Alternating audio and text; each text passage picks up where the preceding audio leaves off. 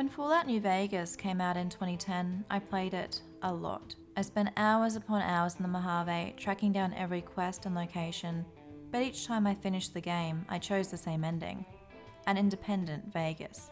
At the time, I thought this was the best ending with the best outcome for the Mojave. I was wrong. See, looking back now and thinking about what that ending actually means is quite depressing. New Vegas would be at the mercy of the Legion on one side, and the NCR on the other, while also continuing to be plagued by the Fiends and other groups.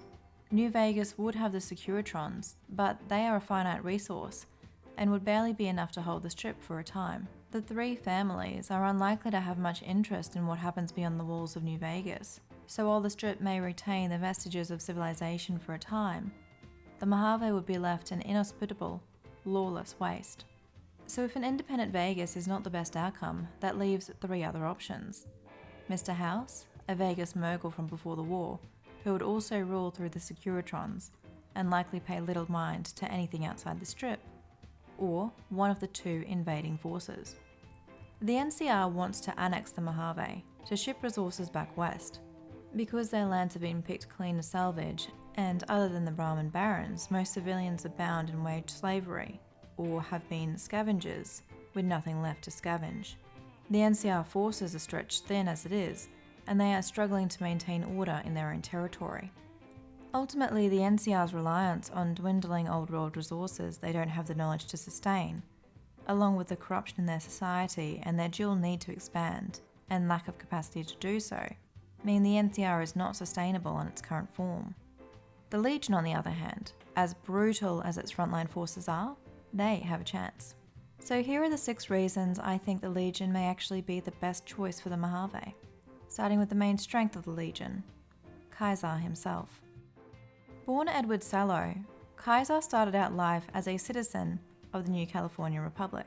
He lived in a settlement in NCR-controlled territory until raiders attacked. His father was killed and he and his mother eventually took refuge with the followers of the apocalypse, who provided young Edward with an education. In time, Edward would be sent to Arizona to meet a new Canaanite missionary, Joshua Graham, and to study tribal dialects.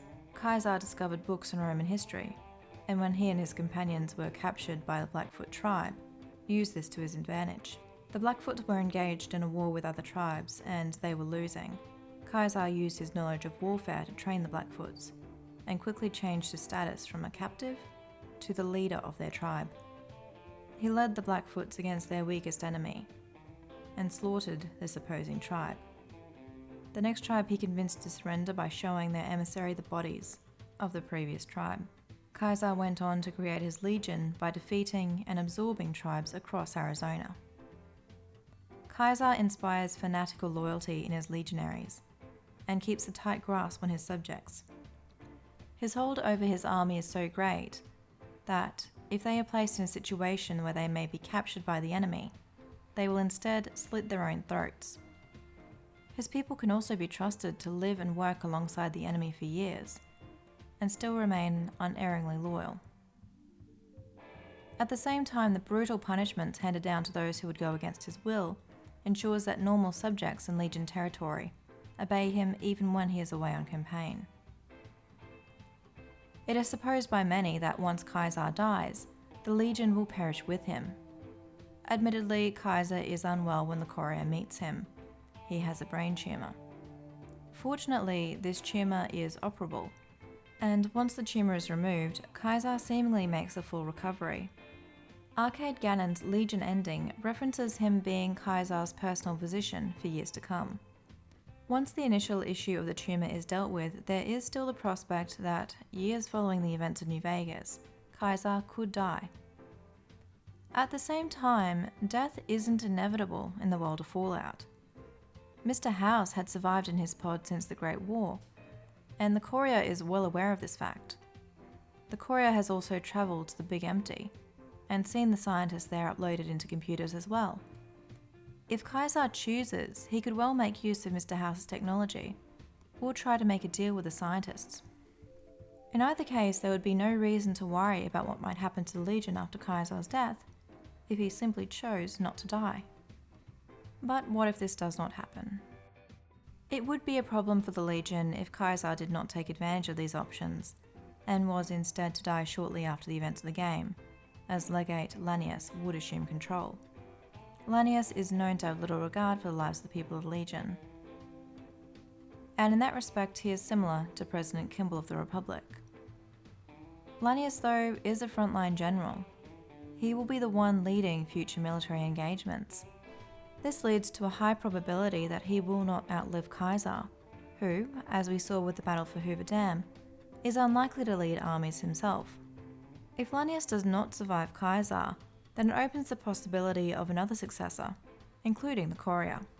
While the Courier is not equipped to lead at the time of the game, if they were to remain Caesar's right hand, and were to continue to act in the roles of Frumentari, Legionary or Legate, and learn from Caesar himself, then they would be well placed to assume control of the Legion following Caesar's demise. The Courier can be a skilled negotiator, as well as a formidable warrior, and the Legion's cult of personality could continue with them. Alternatively, Vulpes and Coulter, or Lucius, would serve as decent replacements for Caesar. Caesar says that he believes the reason that Lucius has not been challenged for his position in the Praetorian Guard is due to respect, and Vulpes is also shown to have the respect of the Legion. Either one would appear capable to continue Caesar's legacy, and neither would appear to be prone to creating civil war if the other took control. Both appear to have the skills to ensure that the Legion and its territories remain stable. There seems to be a bit of a misconception when it comes to the Legion's weaponry, with a lot of people believing the Legion is poorly equipped and doesn't use guns. They do. Even legionary recruits can be found carrying some form of gun. The difference, though, is that Caesar ensures that his army does not rely on conventional weapons, and instead insists on them being skilled in unarmed and melee combat. An NCR soldier can be separated from their weapons. A legionary cannot. The Legion has also demonstrated that they are skilled in the arts of infiltration and espionage. They have infiltrated the army of the NCR. They intercept NCR radio communications, and their Frumentari operate freely and undetected in the Mojave and in NCR territory, posing as typical wastelanders and even couriers. Ulysses mentions that he was instructed never to kill a courier because they may be Legion. It is not known how many spies the Legion has throughout the wasteland and in NCR territory. It would not even be too much of a stretch to imagine a Frumentarius living in the NCR for a lengthy amount of time, establishing a life and a backstory there, and then perhaps, one day, running for president. Wandering through the Mojave, the Courier will come across numerous bands of raiders. They will have to fight off fiends and powder gangers and other groups who will attack them as they walk across the land. The Courier will also come across a number of merchant caravans, with the traders and their guards dead along with their Brahmin. This is in territory nominally under the control of the NCR, but they show no capacity to wipe out the raiders, no ability to secure criminals that they capture, and no ability to protect the people. In contrast, we are told that Legion lands are safe. The trader that we meet at the fort, Dale Barton, says that he barely requires guards when trading in Legion territory because it is so very safe. The Legion is never going to have a problem with raiders or with criminals, simply because it does not tolerate them. The sight of drug runners like Anders or the powder gangers in Nipton, crucified for their crimes, serves as a brutal deterrent, and the message is clear: offend against the law of the Legion and you will be executed. One of the Courier's companions, Raul Tejada, who has seen Arizona prior to Caesar, says that he does not have an issue with the Legion. According to Raul, Caesar's laws aren't pretty, but before Caesar, you couldn't trade with a town 2 miles up the road because the state was so thick with raiders. Joshua Sawyer, the lead designer and project director for Fallout New Vegas, has told us what life is like for normal people in Legion territory, stating, "The majority of people enjoy safe and productive lives, more than they had prior to the Legion's arrival, but have no freedoms, rights, or say in what happens in their communities. In short, residents of Legion territories aren't really citizens, and they aren't slaves, but they're also not free. People who keep their mouths shut, go about their business, and nod at the rare request the Legion makes of them. they can live very well. This is something not yet seen in the Mojave, and this makes sense. The Mojave is the front lines between the Legion and the NCR. The Legion is intentionally using brutality and fear to demoralize the NCR and the people in the Mojave who might seek to resist them. The slaughter at Nipton, for example, is designed to create fear. Fear which Volpes and Coulter request the Courier, and the lucky winner of the Nipton lottery spread by telling others what happened. When it comes to living in the post-apocalypse, there is a choice to make. Do you try to build a society using the technology which remained from the old world? Or do you wipe the slate clean? The NCR is reliant on old world technology, but they do not have the capacity to replicate or even properly maintain it. The Helios solar array is an example of this. It is falling into disrepair, and the NCR does not know how to maintain it. In its current condition, the best the NCR can do is to have it function at 1% of its capacity. If the NCR does not learn quickly how to repair and duplicate the technologies they depend on, then they are living on borrowed time. Eventually, the lights will go out, and they will cannibalize themselves from within, not prepared to go back to the basics.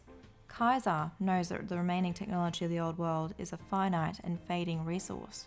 He is building his Legion on the premise that they cannot be reliant on this technology, and his people can survive without it. The Legion in its present form will not last, and Kaiser does not intend it to.